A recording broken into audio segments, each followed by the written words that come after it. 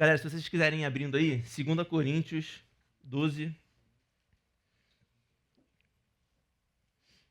a gente vai ler a partir do versículo 7, do 7 ao 10. Galera, se eu pedir para vocês pensarem em uma pessoa que vocês considerassem forte ou uma pessoa poderosa, quem vocês acham que vocês pensariam? Talvez alguns pensariam em Pedro Matias. Famoso pela sua habilidade de fazer flexão de braço. Outras pessoas pensariam talvez em Clovinho.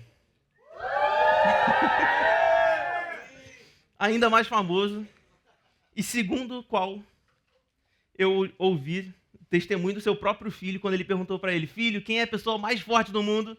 E Isaac falou: é papai. Então a gente já tem esse testemunho poderoso do filho dele também. Talvez vocês pudessem pensar em algum personagem fictício, algum herói, talvez alguém dos Vingadores ali, o Hulk é muito forte, ou o Super-Homem, alguma coisa nesse sentido.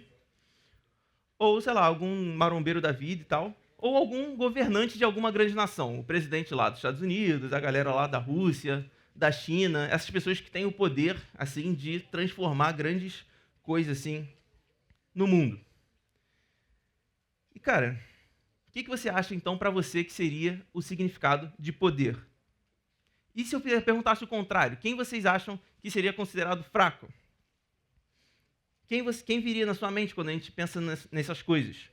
O tema desse retiro, o que a gente tem falado aqui todos os dias, é, acima de todo nome, Jesus é certamente o mais poderoso de todos, mais poderoso que tudo que você possa pensar. Diante dele vão se dobrar certamente todos os joelhos por causa disso. E por isso ele é digno de todo louvor. Isso é o que a gente tem falado aqui sempre. Mas o que é esse poder tão grande de Jesus? De que forma esse poder é mostrado na palavra? Hoje a gente vai tentar entender um pouco disso. A gente vai tentar entender um pouco disso com Paulo, um dos homens mais relevantes do nosso tempo, o mais relevante da história da igreja. E ele vai ensinar pra gente o que o poder, ou a força, e a fraqueza, como essa relação entre eles existem, de acordo com a palavra. Beleza?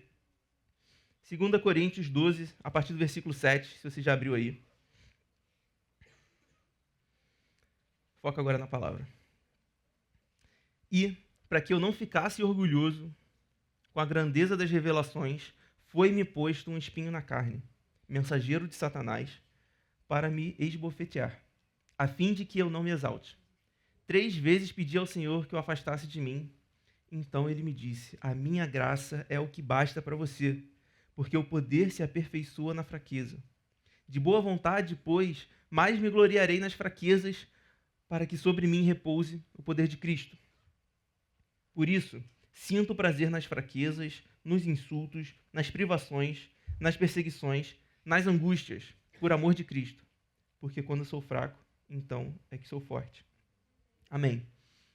Cara, Paulo passa uma boa parte dessa segunda carta aos Coríntios falando para a galera tomar cuidado com os perigos deles se orgulharem além do que eles deveriam, assim, ou pelos motivos errados. A galera naquele tempo estava se orgulhando por várias coisas, pela sua própria força, estava se orgulhando porque eram mais famosos que outros, qualquer coisa, e Paulo fala bastante disso ali a partir do capítulo 10. Então, ele mesmo levanta uma lista gigante de vários sofrimentos que ele teve, justamente porque ele amava Jesus, que é o capítulo 11. Ele fala, que a gente até já falou de Paulo aqui, e Paulo é o mesmo autor, né, que escreveu Filipenses, então a gente tem falado dele aqui durante esse retiro. Ele levou muitos açoites dos judeus, ele apanhou de vara, ele foi apedrejado até terem ele como morto, ele naufragou algumas vezes, ele passou por perigo de assaltante, ele passou por perigo de gentios, de falsos irmãos, no deserto, na cidade, ele passou fome, passou frio, passou sede.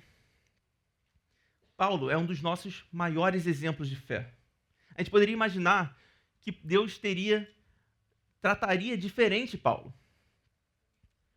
Um estudioso antigo, um crente antigo, falou numa oração: Deus, se você trata assim os seus amigos mais próximos, não se admira que você tenha tão poucos deles. Paulo era um dos maiores exemplos de fé. Paulo estava cumprindo o seu chamado de Deus. A gente poderia imaginar que tudo iria bem com ele. Afinal, ele estava cumprindo a vontade de Deus. Ele estava levando o evangelho aos países que nunca ouviram falar, às pessoas que nunca tinham ouvido falar de Deus.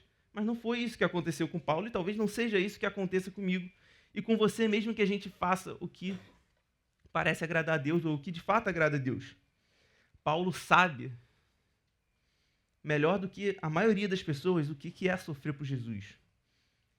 Essa é uma das cartas, essa 2 Coríntios é uma das cartas que ele mais se abre sobre o que estava passando na cabeça dele, sobre os sofrimentos que ele passou. É uma das cartas mais sinceras nesse sentido, assim, mais abertas sobre a verdade de como é viver por Jesus. E, na verdade, assim que Jesus alcançou Paulo, ele falou sobre Paulo, eu mesmo vou mostrar a ele o quanto ele deve sofrer pelo meu nome, lá em Atos 9. Assim que Paulo se converte, Jesus já falou que essa seria a vida dele. E aqui nesse retiro, a gente já tem falado bastante sobre isso. Clóvis falou sobre a gente se humilhar. Najib falou para a gente considerar tudo como perda. Na prática, a gente não tem nada diante de Deus. Filipe falou sobre ser perseguido. Paulo falou sobre ser fraco. Na vida cristã, eu e você, certamente a gente vai sofrer. Ele compartilha sobre esses sofrimentos, como esses sofrimentos acompanhavam ele todos os dias e, de certa forma, como eles serviam para que ele não se orgulhasse. Justamente isso que ele tinha falado para o pessoal tomar cuidado. Para que ele se lembrasse de que ele era dependente de Deus e frágil. E essa fraqueza ajudava Paulo a se manter firme, ajudava ele a se manter humilde diante de Deus. Então, no fim das contas, esse sofrimento, essa fraqueza era algo bom. Isso leva a gente para a primeira lição. Lembrando, a gente está falando da relação entre força e a fraqueza no reino de Deus. Então, essa primeira lição que a gente aprende a partir desse texto é que no reino de Deus, força e a fraqueza andam juntas. Cara, se eu pedisse para você elencar 2 pontos fortes seus e 2 pontos fracos. Às vezes essa pergunta aparece em entrevistas de emprego, nessas coisas. Cara, o que você falaria? Não importa se é tanto da sua personalidade ou de alguma capacidade mesmo assim. O que você elencaria como pontos fortes seus mesmo e pontos fracos? Quem já tentou falar comigo digitalmente aí pelo celular pode ter percebido que uns grandes pontos fracos meus, que, pô, Chuchu me dá esporro aí direto sobre isso, tá chegando aí daqui a pouco, por enquanto ainda não ouviu, mas, cara, a minha habilidade de lidar com o WhatsApp, por exemplo, é um ponto fraco meu impressionante. No momento que eu estava escrevendo isso aqui, eu fiquei curioso, eu fui olhar meu WhatsApp e tinha simplesmente 81 chats não lidos e uma chamada perdida. Aí eu olho isso, eu prefiro não lidar muito, entendeu? Mas beleza, por enquanto eu vou seguindo a vida. Esse é um exemplo meio bobo, mas, por exemplo, se eu pegasse esse ponto fraco meu, de não saber lidar com o WhatsApp, eu não poderia elencar ele como um ponto forte meu ao mesmo tempo. Mas Paulo faz justamente isso. Ele fala que as fraquezas dele, na verdade, eram motivo de alegria, eram coisas boas. Agora, olhando um exemplo um pouco mais sério. Pensa naquelas vezes que você, por amar Jesus, você é deixado de lado, você é humilhado, você é desprezado, ou nas situações da vida que você não tem poder ou controle nenhum. Aquele diagnóstico difícil que tantas vezes a gente pode receber, ou algum familiar nosso pode receber de saúde, ou aquela família complicada que parece não ter saída, ou as crises de ansiedade que tem se tornado cada vez mais comuns no nosso tempo, aquele amigo ou familiar que você ora, e parece que nada no coração dele muda por tanto tempo. Existem situações que a gente não vai ter força mesmo para a gente fazer nada. Na verdade, Jesus garante para a gente lá em João 15 que a gente não pode fazer nada, não tem capacidade de fazer nada distante dele. Existem situações que a gente vai sofrer por Jesus, assim como Paulo. E isso então vai ser um sinal de fraqueza perante as outras pessoas. Quando as pessoas da escola, por exemplo, ou quando vocês entrarem para a faculdade, não sei quantas pessoas já entraram na faculdade, quando o pessoal te chamar para as festas, ir para beber, ir para usar vários tipos de droga e tal, cara, quando você falar que você não vai beber ou não vai usar droga e tal, porque você ama Jesus, provavelmente muitos vão tirar onda com a tua cara. Isso eu falo porque aconteceu comigo, pô. E eu nem era. Perfeito. A palavra é luz para a nossa vida, beleza? Então, se faltar luz, tá tranquilo. Amém, amém.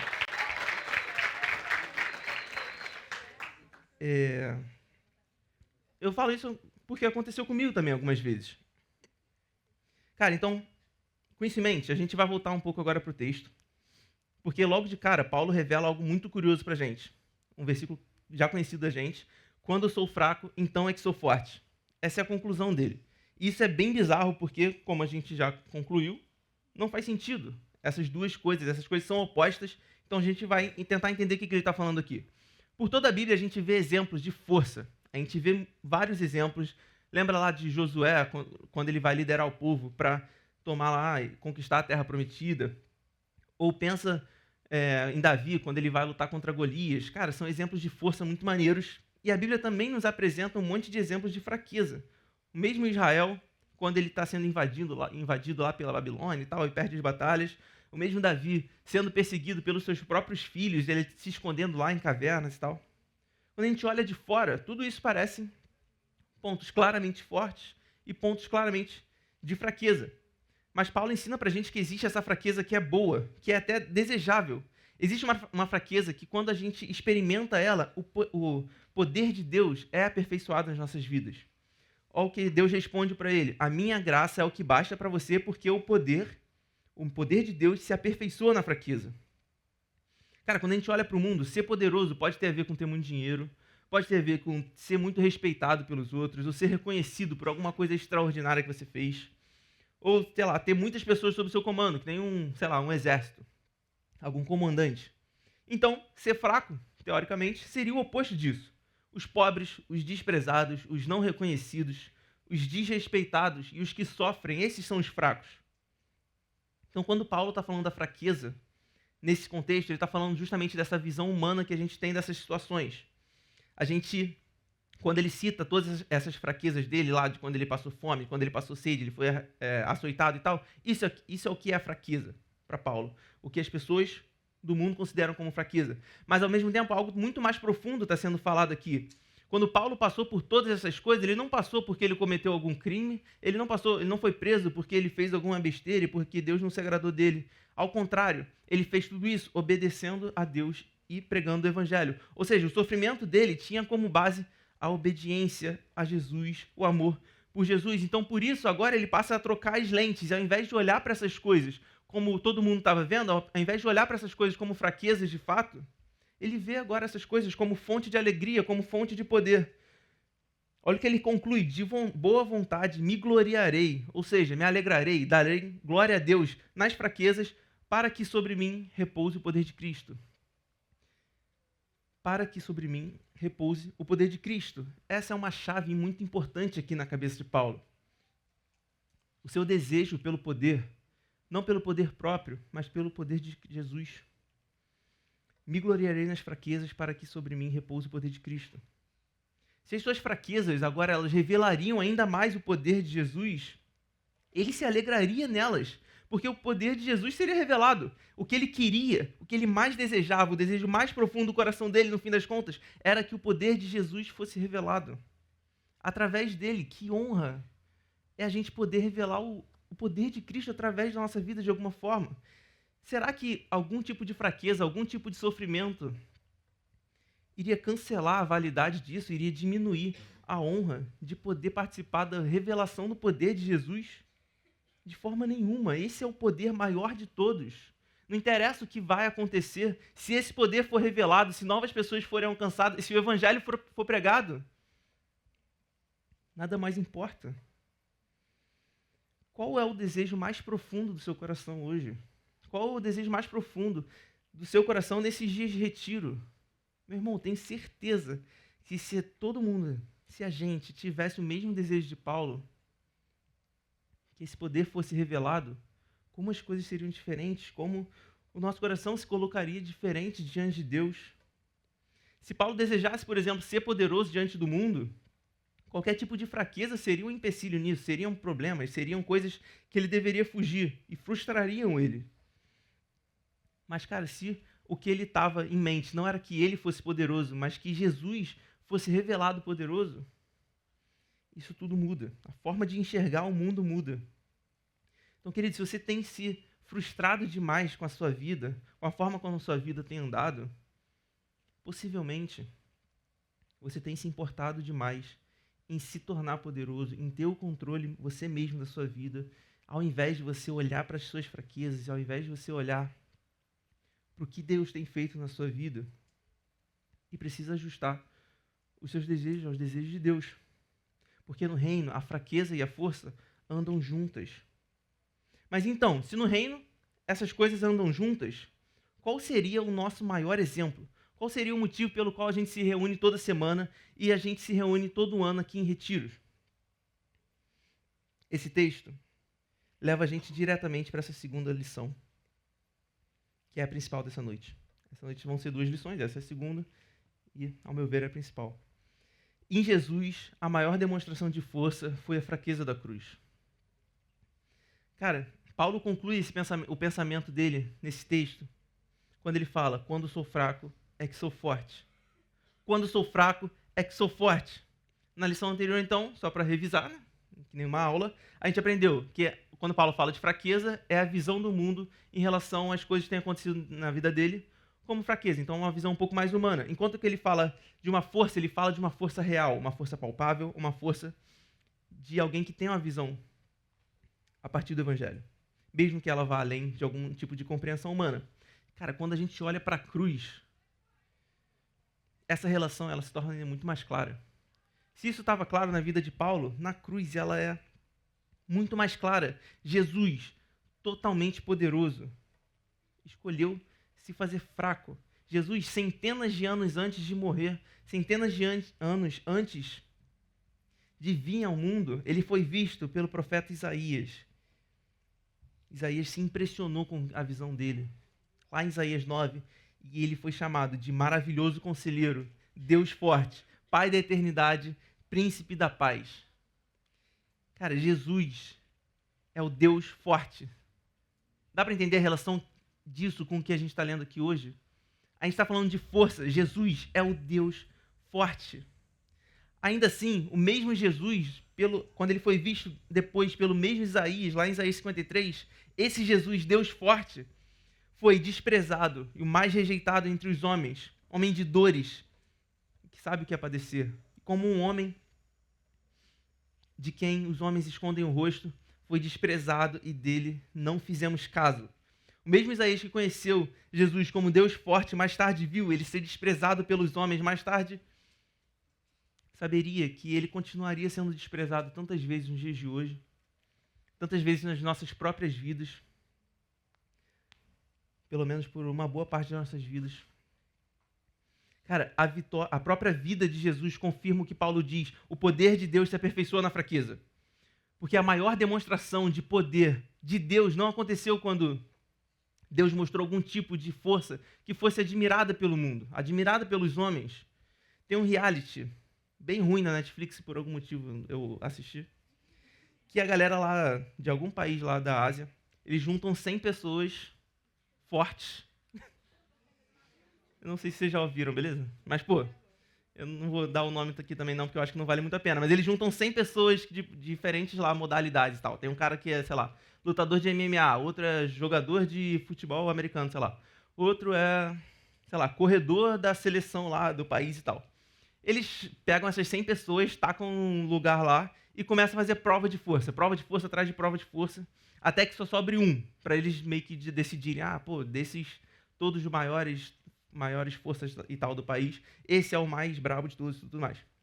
E isso é uma parada que muitas vezes pode impressionar, uma demonstração de força dessa. Eu lembro de uma prova que a galera estava simplesmente fazendo agachamento com um container cheio de carvão nas costas, pô. É impressionante, sinceramente. Se botasse Pedro Matias para fazer flexão lá. É uma parada impressionante também.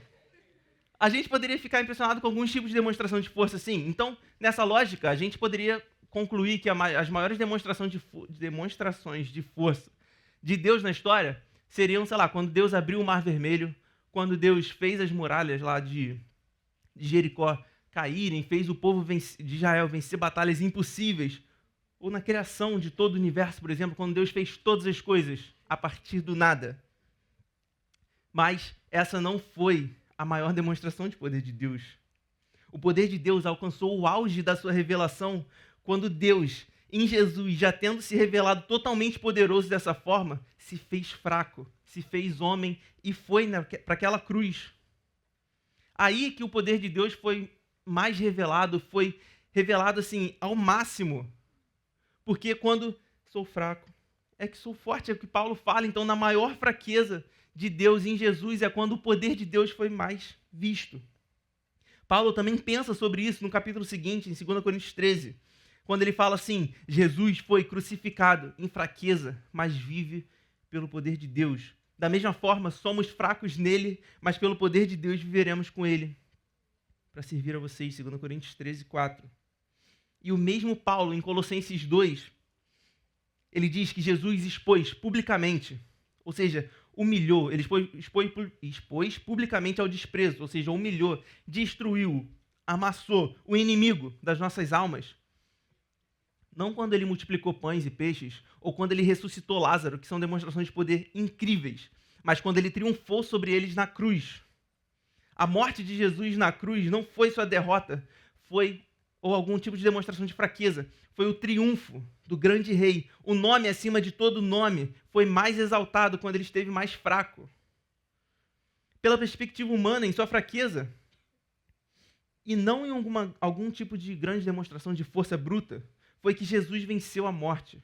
Na sua fraqueza, Jesus venceu a morte e derrotou para sempre o poder do pecado. Amém. Cara, como a gente pode aplicar isso no dia a dia?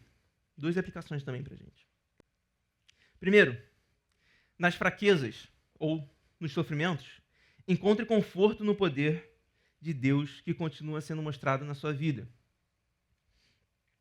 Cara, nessa vida curta que a gente tem na Terra, nesses poucos dias que a gente vai ter aqui, a gente não vai estar livre de dor, a gente não vai estar livre de fraquezas, a gente não vai estar livre de sofrimentos. Cara, olha para a vida de Paulo, de novo, um dos nossos maiores exemplos. Olha como ele compartilhou sobre as suas próprias crises, sobre as suas próprias dificuldades, quando ele falou lá sobre o espinho na carne. Paulo passou por muitas dificuldades físicas. Quando ele foi açoitado, quando ele foi preso e tinha que ficar lá parado na mesma posição lá por dias e dias. Mas ele compartilha também uma parada que ficava na alma dele, que ficava na cabeça dele, que talvez fosse até pior do que os sofrimentos físicos. Ele fala que por todo o tempo não saía da cabeça dele a preocupação que ele tinha por todas as igrejas, temendo que o trabalho dele todo tivesse sido inútil. Se aquelas pessoas deixassem de acreditar em Jesus. Olha o que Paulo está compartilhando. Mas ele encontrou conforto quando ele entendeu que nessas coisas o poder de Deus era ainda mais claramente revelado. Então, cara, quando você estiver passando por momentos difíceis, a minha oração é que você se lembre de, na tempestade, olhar para aquele que é capaz de acalmar a tempestade e para mais lugar nenhum. Lembra do que Deus disse para Paulo: a minha graça é o que basta para você. De novo, Paulo é uma das pessoas que mais passou por dificuldades. Isso aqui não foi ninguém que disse para Paulo, algum amigo dele, algum sábio do tempo dele. Cara, foi Deus que disse para Paulo: a minha graça é o que basta para você. Querido, se essa graça bastou para Paulo nessa situação toda, eu não sei qual situação você está passando na sua vida, mas a graça de Deus vai bastar para você. A graça de Deus vai bastar para mim. Tem dias que é difícil a gente seguir, tem dias que é difícil a gente ter muitas perspectivas de futuro, tem dias que é difícil a gente acreditar que a vida vai mudar. Mas, cara, nos momentos de fraqueza, Deus dá uma graça ainda maior para que você possa ser sustentado, para que você possa se manter firme em Jesus. E a palavra garante para a gente, quando tudo isso passar, você vai olhar para trás e ver o tamanho do poder de Jesus que foi revelado através dessa dificuldade, através dessa fraqueza. Eu lembro da minha própria vida, quando eu me converti, tinha um pecado que eu não conseguia, abrir mão de jeito nenhum.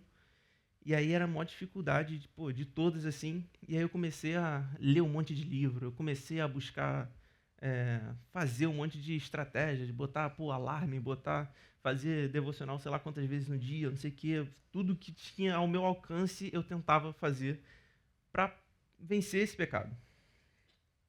E aí, não importa o que eu fizesse, não importa o quanto eu me esforçasse, não mudava, Porque eu não precisava de novas estratégias, eu precisava de um novo coração.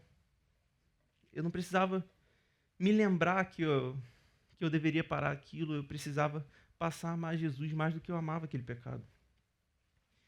Eu cheguei em algum momento que eu percebi que a minha força não bastaria.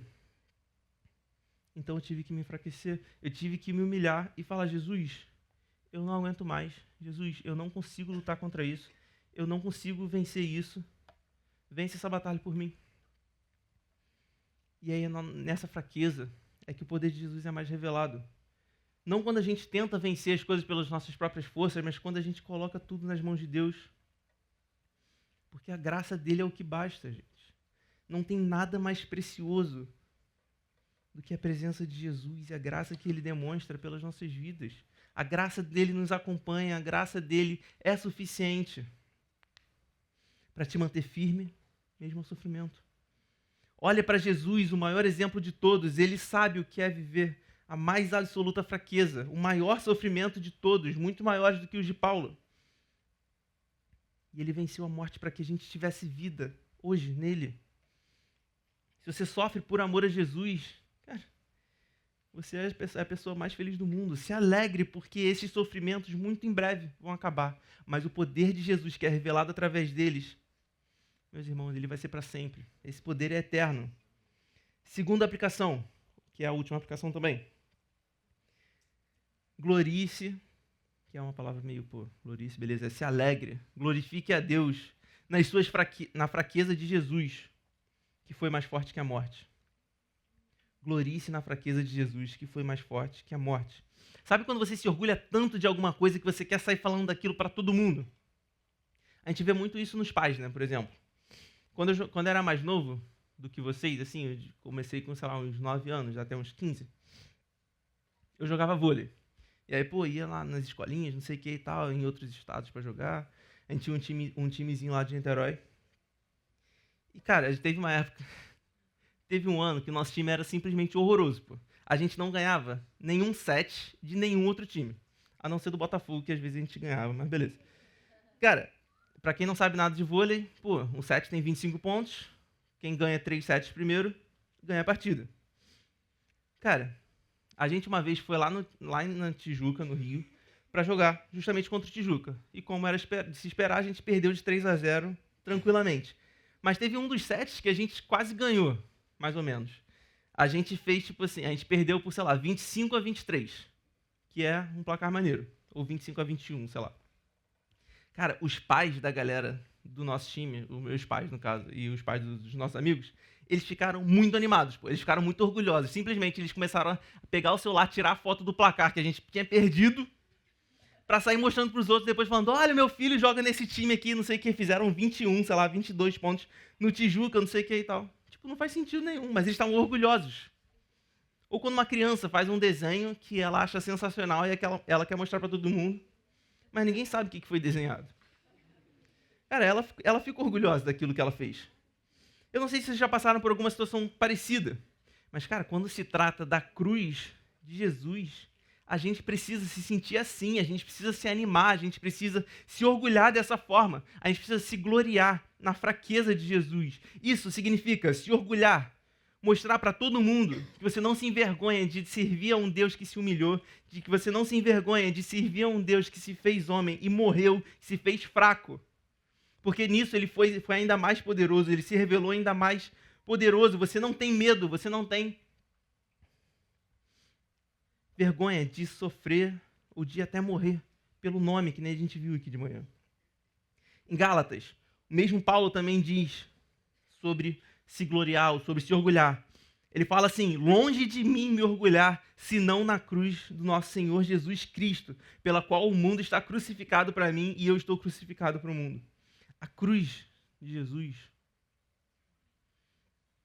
o instrumento pelo qual Jesus sofreu e pelo qual ele foi exaltado acima de todo nome, como a gente tem falado todos os dias. A cruz é a principal coisa pela qual a gente deve realmente se gloriar.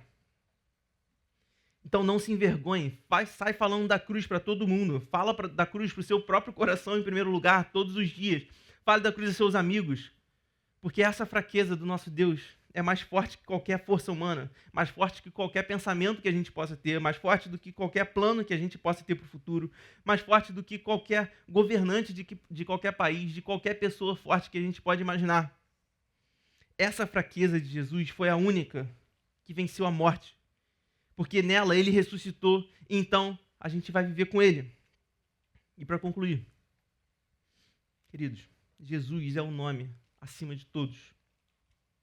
A gente nunca vai se cansar de falar isso. Não importa quantos dias de retiro a gente tivesse, a gente poderia falar isso todos os dias, que nunca seria demais. Jesus é o nome acima de todo nome. Ele é o único digno de receber louvor, o único digno de receber toda a glória, e ainda assim se humilhou, se fez fraco ao se fazer homem. Jesus, quando se humilha, ele se faz igual a gente. Logo, a gente é fraco por natureza, beleza? A gente é simplesmente homens e mulheres comuns. No entanto, através das nossas fraquezas, o grande poder do nome de Jesus pode ser revelado. A gente que não tinha nada a ganhar, a gente que sempre foi fraco, que sempre seria fraco, agora pode ter um poder absurdo sendo revelado através da nossa vida, para trazer ainda mais glória para esse nome acima de todos. Então, cara, que essa noite e que por toda a sua vida você deseja Jesus mais do que tudo e se alegre no sacrifício de Jesus, porque quando ele mais se fez fraco, mais o poder dele foi revelado.